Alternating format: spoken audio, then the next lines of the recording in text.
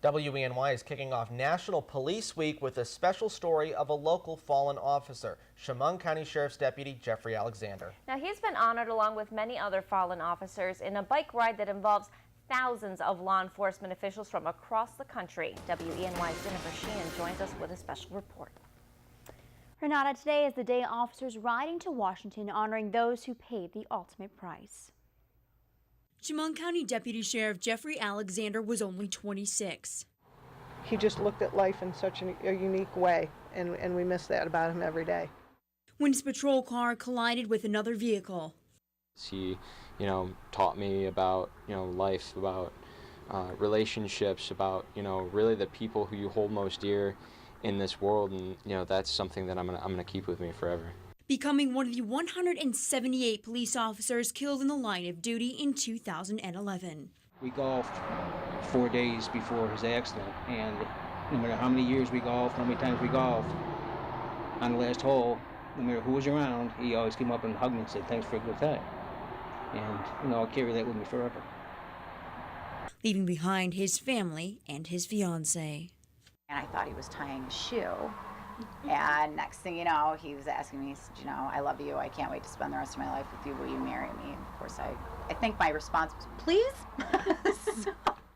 It is a tragic event that no one ever expects to go through. And remembering those officers is a healing process not only for families, but fellow law enforcement. A few thousand police officers from across the country make a 320-mile bike ride to Washington, D.C., all to ride for those who died. The Unity Tour is a bicycle ride started back in 1997 with just 18 members.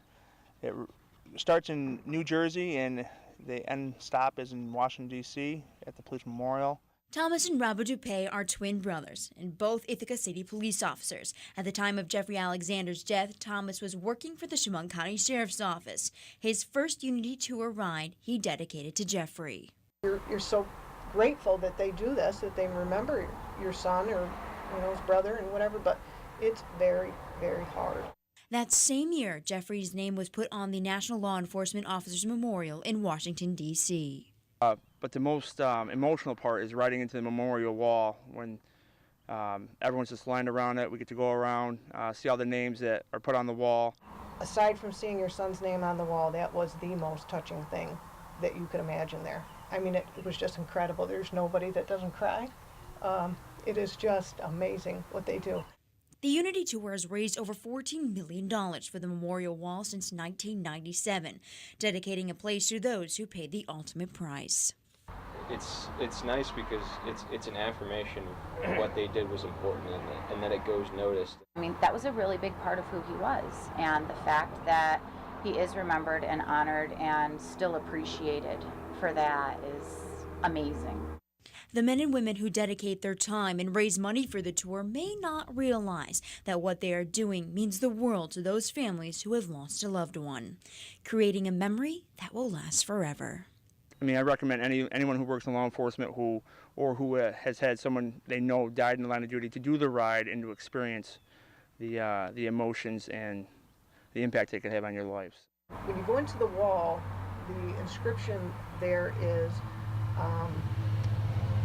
we honor these officers not for how they died, but how they lived. And I can tell you that helped me a great deal when we got there, that they are really honoring their life dedication and service to protect people. They weren't just good people when they had the uniform on, but all the time. And it takes a special kind of person to dedicate their lives to that kind of a profession. Jeffrey's family also just announced they will be building a gazebo at Eldridge Park to remember their son and also thank the community for all their support.